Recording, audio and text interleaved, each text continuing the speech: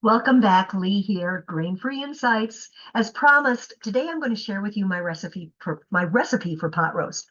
It's not just any recipe, it's actually a recipe that's very popular and there's countless versions of it out there. Have you ever heard of Mississippi pot roast? That's what this recipe is.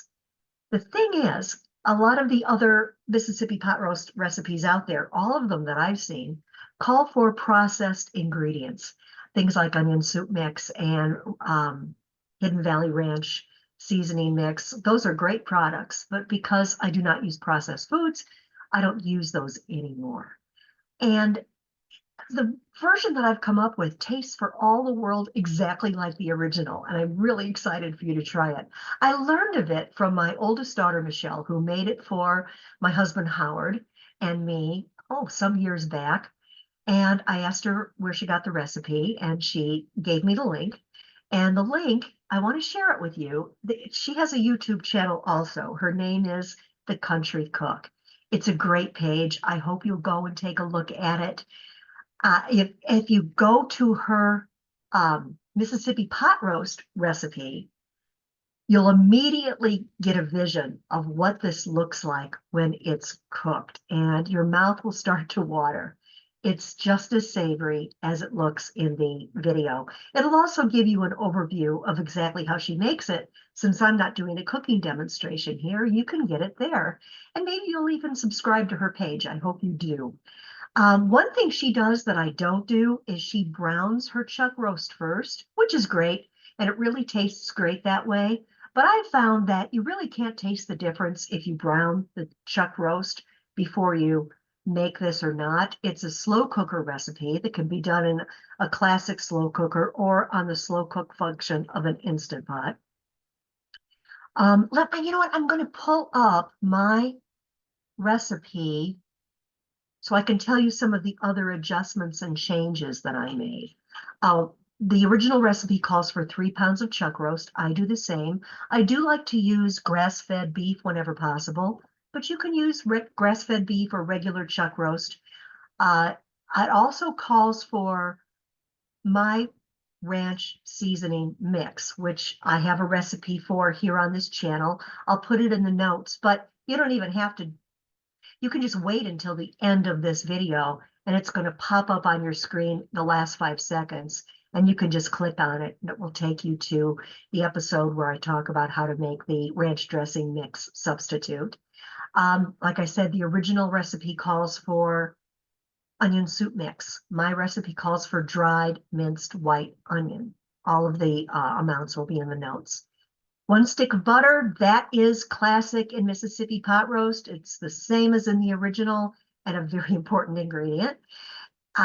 Then for extra umami, umami, I'm sure you probably know, is a word that means it makes something extra savory, extra mouth-watering.